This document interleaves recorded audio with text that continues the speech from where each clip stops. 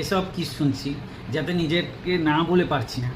আমি জানি আমি এইগুলো সোশ্যাল মিডিয়াতে ছাড়াতে হয়তো আমার প্রতি কোনো ইউটিউব চ্যানেল থেকে, ফেসবুক থেকে হয়তো ক্ষোভ উগড়ে দেবে, হয়তো আমার চ্যানেলটার কোনো ক্ষতি করার চেষ্টা করবে। এটাই আরজি করে যে ঘটনার মধ্যে একটা মেয়েকে এইরকমভাবে যে এই অবস্থাতে যে এত খারাপ ঘটনা ঘটিয়েছে, যার কারণে আমাদের রাজ্য সরকার এখনও কিছু বলছে না, শুধু টাকাটা দেওয়ার বক্তৃতা দিয়েছে।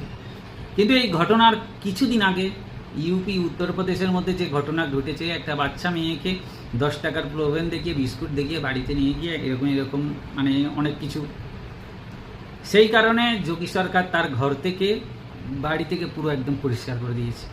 আপনারা বিশ্বাস না হলে আপনারা ইউপির নিউজটা দেখুন, সার্চ করুন, দেখুন, অলরেডি তো চ্যানেলে চলছেই, এটা কারোর বানানো চ্যানেল না। তাহলে 3টে দিন সময় লাগলো না